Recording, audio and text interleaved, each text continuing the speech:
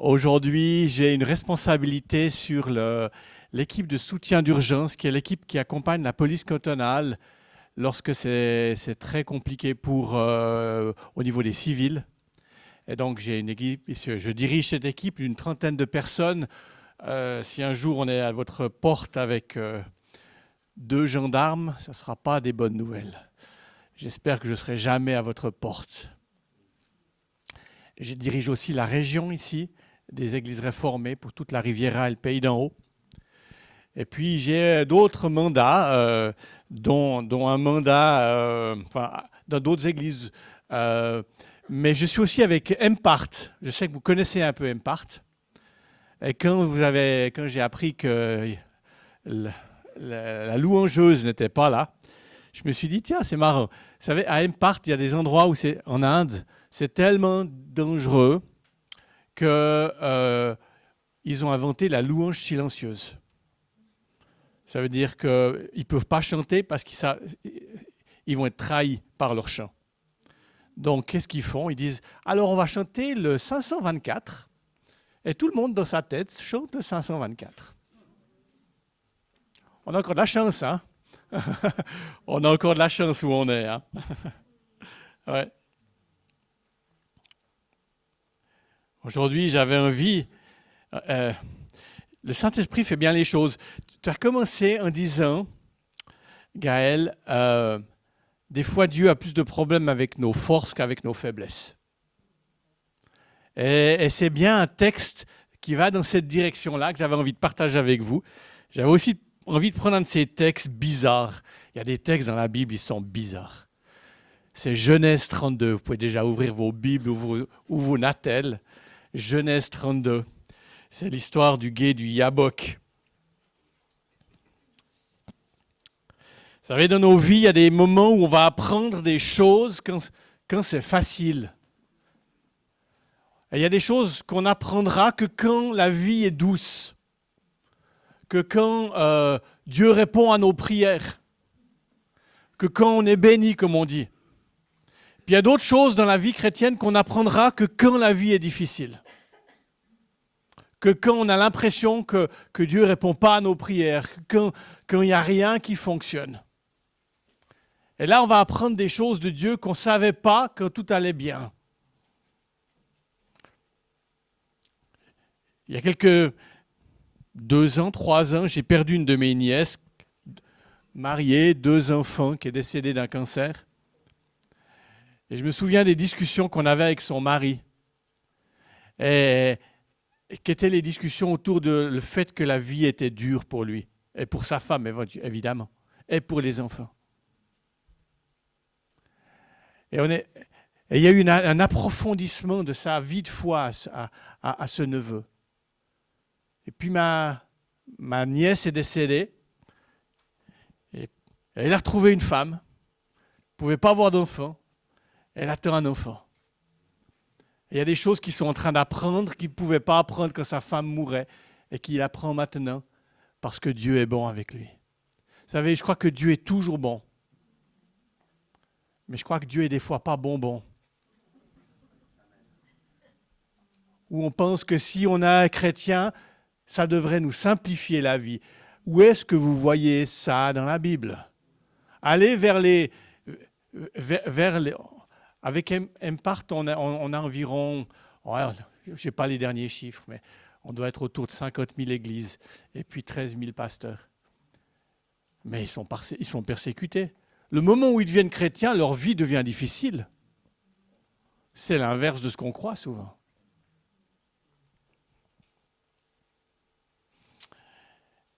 Et mon travail avec l'équipe de soutien d'urgence, en collaboration avec la police cantonale, vous imaginez bien que tous les drames qui passent dans le canton, ils sont pour nous. Hein. Il y a ceux que vous voyez dans les journaux, puis il y a ceux que vous ne verrez jamais dans les journaux. Et la question est toujours la même. Est-ce que Dieu est bon? Est-ce que Dieu est vraiment bon? Quand on vit, alors ce n'est pas nous qui le vivons, mais quand on est plongé au cœur de situations qui sont les pires qu'on puisse imaginer. Cette semaine, j'ai dû aller annoncer à une grand-maman de 80 ans le suicide de son petit-fils de 14 ans. Puis ça, j'ai envie de dire, c'est pas le plus compliqué de ce qu'on vit. Est-ce que Dieu est bon? Alors, c'est ce texte de Genèse 32, moi, qui m'a parlé. Est-ce que Dieu est bon? Je vous situe le texte, on lira un petit bout. Jacob, c'était le petit malin de service. Hein. Tout ce qu'il pouvait arriver à faire en faisant des petits virages comme ça pour passer à côté des problèmes, il le faisait. Vous connaissez l'histoire de Jacob, il a réussi à tromper son frère, tromper son père. Du coup, il a dû se barrer à l'étranger. À l'étranger, qu'est-ce qu'il fait? Il tombe amoureux, sauf que il tombe sur un futur beau-père qui est encore plus tordu que lui. Et il se fait avoir par son futur beau-père. Enfin, relisez l'histoire, c'est à mourir de rire. Et puis, à un moment, il arrive à se fâcher avec son futur beau-père. Et à ce moment-là, il décide de prendre ses 2 femmes, ses enfants, tous ses biens, il est devenu riche entre-temps, et de rentrer à la maison. Sauf qu'ils n'ont pas encore WhatsApp. Et il n'a aucune idée de quelle est l'attitude de son frère. Il avait trompé son frère, il l'avait roulé dans la farine. Et puis maintenant, il a roulé son beau-père dans la farine. Et son beau-père, il le suit. Et derrière lui, il y a le beau-père, et devant lui, il y a le frère dont il ne sait rien de quel état il est. Et Jacob arrive à un gué, un endroit pour traverser la rivière. Jacob, c'est un homme plein de ressources. Alors il réfléchit, il se dit, comment est-ce qu'on va faire? Ah, j'ai une idée. Je vais envoyer mes troupeaux devant moi. Comme ça, si mon frère est fâché, il va se passer la colère sur les troupeaux. Ensuite, je vais envoyer ma famille. On va être plus subtil, on va envoyer la famille en 2 vagues. Comme ça, au cas où le frère est encore fâché, ça va le calmer. Et Jacob, très courageusement, reste derrière. Et voilà qu'il est dans ce gué. On est à Genèse 32. Devant Jacob, un frère probablement en colère. Derrière Jacob, un beau-père furax. Et vous savez que le gué, c'est un endroit où vous ne pouvez pas aller ni à gauche ni à droite. Vous devez passer là. Hein. Donc il est coincé à cet endroit-là. Et le texte précise, il fait nuit. Est-ce que ça ne ressemble pas à nos vies, ça, des fois? Il fait nuit. Et on voit de solution ni devant, ni derrière, ni à gauche, ni à droite. On est coincé à cet endroit-là. Parce qu'on est malade. Parce qu'on est en train de traverser une période de vie qui fait qu'on est coincé. Parce qu'on n'a pas l'argent pour les solutions. Parce que peut-être notre façon de réfléchir, notre façon de vivre, comme Jacob, fait que finalement, on a été pris à notre propre piège. Hein. Parce qu'on a des attitudes ou on a des traits de caractère qui font qu'on est coincé.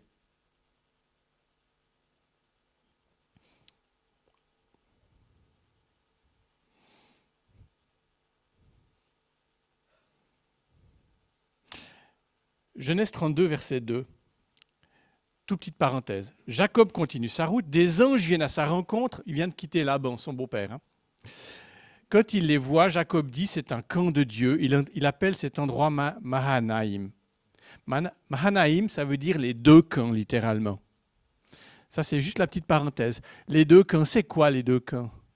C'est que Jacob, il était en train de dire, à cet endroit-là, le ciel et la terre se rejoignent.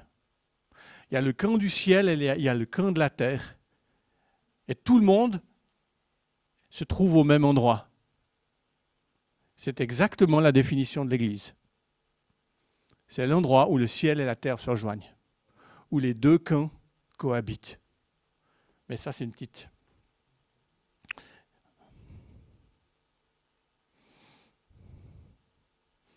Verset 23, je lis.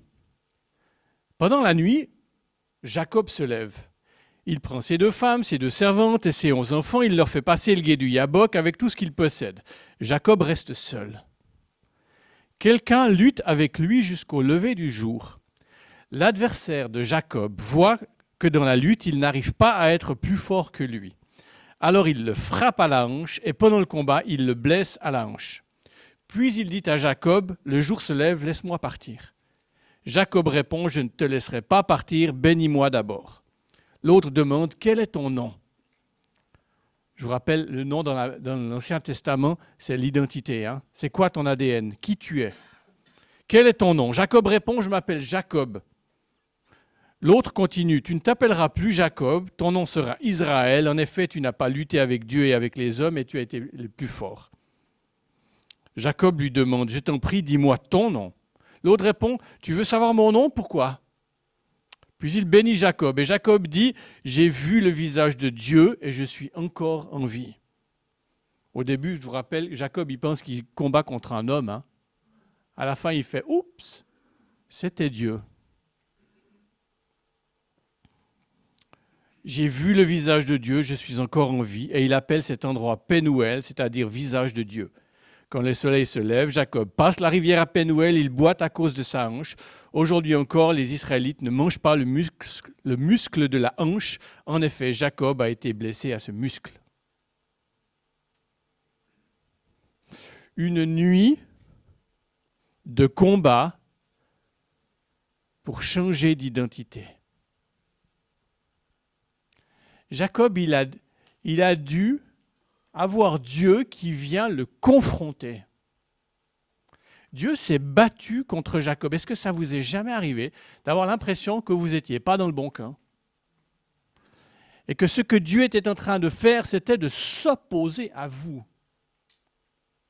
Est-ce qu'il le faisait parce qu'il était fâché? Non. Il le faisait pour vous changer, pour vous transformer. Et voilà qu'au milieu de cette nuit où Jacob est coincé, ni devant, ni derrière, ni à gauche, ni à droite, en plus, Dieu s'y met. Et Dieu commence à se battre contre Jacob.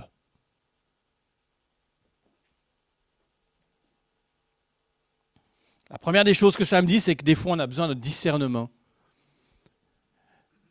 Souvent, on attribue nos difficultés à l'ennemi, ou à pas de chance, ou à notre voisin, ou à je ne sais pas qui.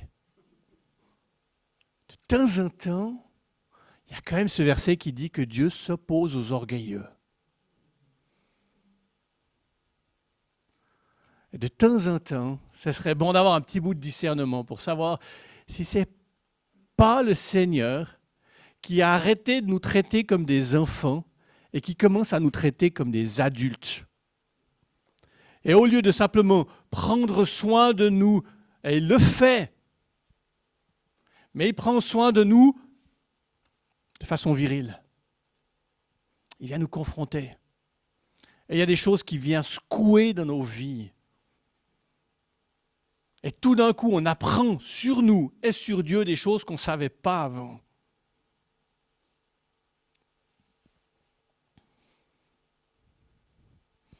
Je ne sais pas si vous êtes coincé dans votre vie aujourd'hui. Je ne sais pas s'il n'y a pas de perspective. Vous ne pouvez pas voir en avant qu'est-ce qui va arriver. Si vous vous tournez vers votre passé est douloureux.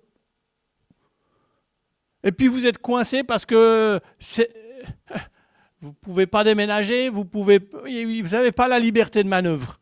Vous êtes là, à cet endroit-là, coincé dans un job, coincé dans une réalité. Et voilà que Dieu vient vous confronter. Jacob reste seul, quelqu'un lutte avec lui jusqu'au lever du jour. On dit souvent que Jacob s'est battu pour obtenir la bénédiction de Dieu. Ce n'est pas vrai. Jacob, il ne cherchait rien du tout, si ce n'est à trouver des combines pour régler ses problèmes.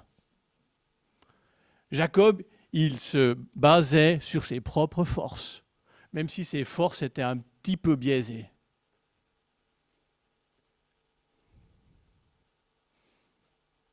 Jacob, il ne cherchait pas Dieu. C'est Dieu qui le cherche. Et combien d'entre nous, Dieu nous a cherchés avant qu'on se mette enfin à le chercher? Romains dit ceci, Romains 3:11, il n'y a personne qui comprenne Dieu, personne qui recherche Dieu. Mais voilà que nous avons un Dieu qui vient nous chercher. Ça, c'est la première bonne nouvelle de ce texte. C'est que la bonne nouvelle, c'est que Dieu ne va pas laisser Jacob dans son fonctionnement. Il va aller le sortir de son fonctionnement. Dieu nous cherche. Dieu vient confronter. Qu'est-ce que Dieu vient confronter dans ce texte? Il y a des indices. Vous avez vu ce que Dieu va blesser chez Jacob? C'est ce muscle-là. Le muscle de la hanche. On se dit pourquoi? Pourquoi est-ce que je croyais que Dieu guérissait? Voilà que c'est un Dieu qui blesse. Il est bizarre ce texte, hein, je suis d'accord. Pourquoi ce muscle-là?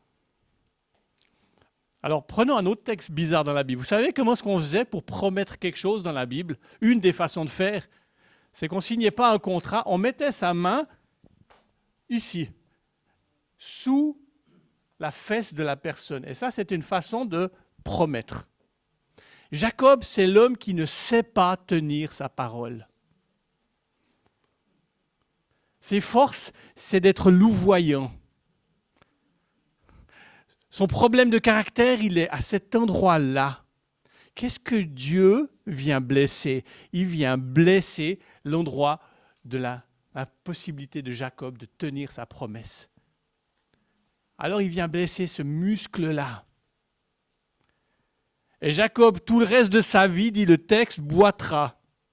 À chaque pas, il se souviendra que jusque-là, il se débrouillait tout seul avec ses propres moyens. Et que désormais, ça ne marche plus. Cette force-là n'en est plus une, c'est devenu une faiblesse, il va boiter. Il ne va plus pouvoir utiliser les façons de faire qu'il faisait jusqu'à maintenant. Alors tous les jours, il boitera et il se rappellera, tu ne peux plus être le petit malin de service. Tu es obligé d'être faible parce que ta force, entre guillemets, elle ne fonctionne pas. Et Dieu vient nous pousser dans nos faiblesses. Pas parce qu'il aime nous humilier, pas parce qu'il aime nous voir faibles, mais parce qu'il sait que dans nos faiblesses, on va fonctionner autrement. On va avoir besoin de lui.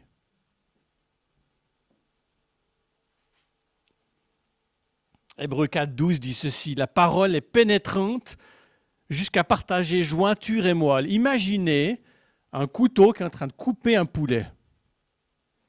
Et avec le couteau, vous devez... c'est ça la parole de Dieu.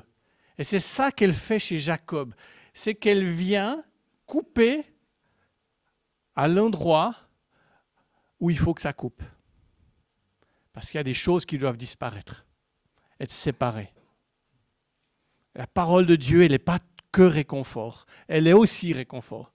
Et de temps en temps, elle est tranchante. Et quand elle tranche, ce n'est pas pour dire « moi j'ai raison, l'autre a tort ». Quand elle tranche, c'est à travers nous qu'elle tranche. Parce que quand vous utilisez la parole pour trancher chez les autres, vous avez un gros problème. Hein? Parce que c'est en moi qu'elle est en train de découper les choses.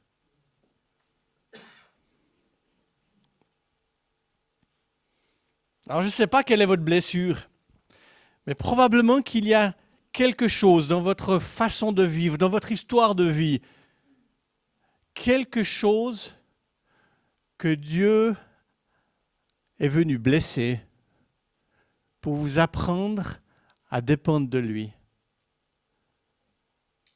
Et peut-être qu'il a eu mal le reste de sa vie, Jacob a boité, et peut-être qu'en même temps, tout le reste de sa vie, il a continué à dire que Dieu était bon, parce qu'il était venu le chercher, là où il fallait. Le résultat, si vous lisez la suite du texte, c'est que le lendemain matin, Jacob va remonter toute la colonne de la famille, toute la colonne des troupeaux, et va se retrouver en tête de colonne pour aller rencontrer son frère.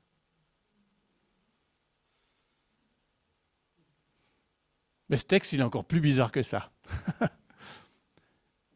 Jacob se bat contre Dieu toute la nuit, et Dieu ne peut pas gagner. Comment ça, Dieu ne peut pas gagner? Je croyais qu'il était tout puissant. Allez voir. Un Dieu qui ne gagne pas, mais qui nous transforme, ça vous fait penser à quoi, ça? À quel endroit Dieu a perdu?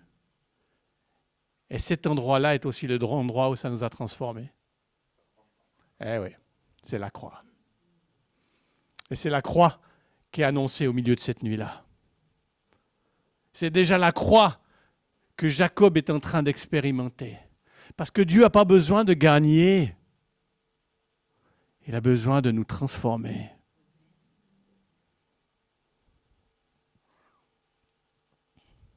C'est quoi les changements? Jacob, il s'appelait Jacob. Et Dieu lui dit, désormais tu t'appelleras Israël. Israël, ça veut dire celui qui a combattu les hommes, qui a combattu Dieu. Jacob, le petit malin, son nom désormais c'est tu es un soldat, tu es un combattant. Au lieu d'être celui qui s'organise et qui s'arrange, tu vas désormais être celui qui combat. Tu vas te tenir debout, tu vas mener tes combats. Tu vas être un homme, mon gars. Une femme. Adaptez ça. Et tout d'un coup, Jacob va vouloir en savoir plus sur Dieu. Jacob qui ne cherchait pas Dieu. Voilà que tout d'un coup, Jacob dit, mais quel est ton nom? Il demande à Dieu, il veut comprendre qui est Dieu. Il en veut plus de Dieu. Il en veut plus. Et il va dire à ce Dieu-là, il va lui dire, tu ne partiras pas d'ici jusqu'à ce que tu m'aies béni. Une des plus belles paroles de l'Ancien Testament. Tu ne quitteras pas cet endroit jusqu'à ce que tu m'aies béni. Voilà Jacob devenu Israël qui commence à oser entrer dans son autorité. Et qui dit même à Dieu, des fois on n'ose pas parler à Dieu comme ça, qui dit même à Dieu, maintenant, je te retiens jusqu'à ce que tu m'aies béni. Ça m'est arrivé quelques fois dans ma vie. Ça peut durer quelques jours, quelques semaines. Mais tu ne partiras pas d'ici jusqu'à ce que tu m'aies béni. Jacob, tout d'un coup, il a envie de Dieu, alors que c'était Dieu qui le cherche. Voilà que Jacob se met à chercher Dieu. Des fois, on pratique la présence de Dieu comme un hobby. Le hobby du dimanche matin. Je fais partie d'un club d'éducation canine. Il se voit le dimanche matin à 10h. Pensez bien que j'y vais pas souvent. Mais des fois, on va à l'église comme au club d'éducation canine. C'est le programme du matin. Des fois, Dieu, c'est le plus de nos vies. Parce qu'on a besoin, on est coincé, on est douloureux, on est je ne sais pas quoi. Alors, on cherche Dieu parce qu'on a besoin de consolation. Amen. Mais ce n'est pas la fin du chemin. Le chemin, il va plus loin que ça. Chercher Dieu pour Dieu.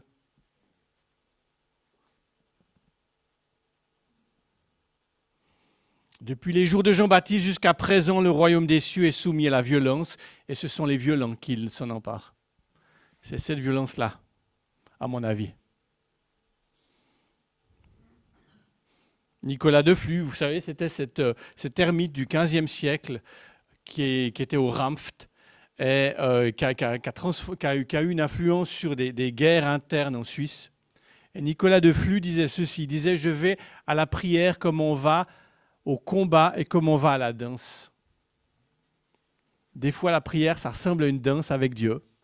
Puis des fois, ça ressemble à un combat avec Dieu.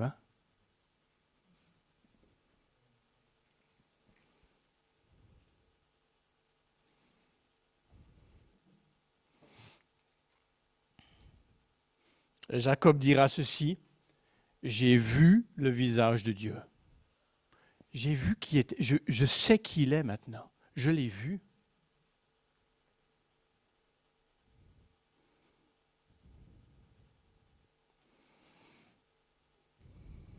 Je ne sais pas où vous en êtes dans vos vies.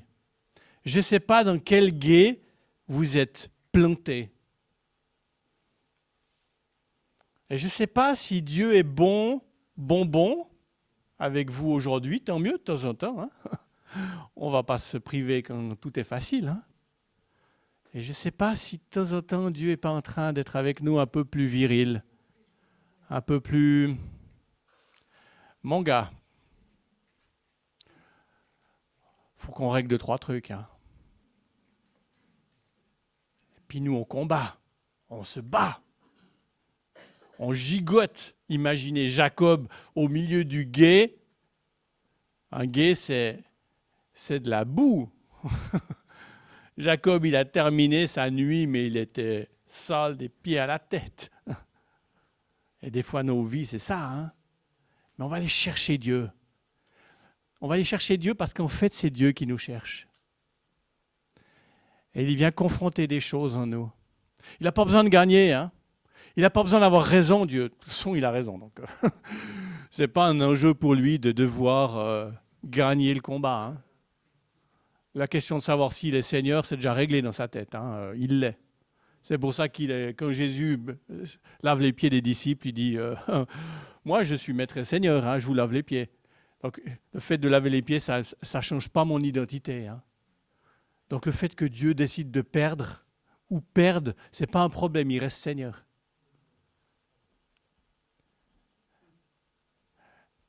Mais tout d'un coup, c'est ce texte que tu citais au début. Hein. La faiblesse de Dieu est plus forte que nos forces. La folie de Dieu est plus sage que notre sagesse. Dans la lettre aux Corinthiens. Je ne sais pas où vous en êtes, si vous êtes coincé dans un gué. Je sais que Dieu est bon.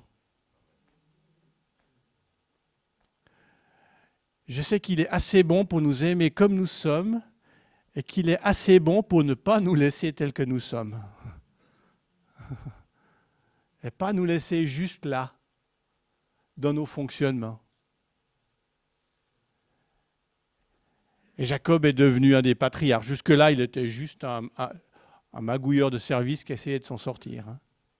Et ça va devenir un des patriarches dont nous descendons.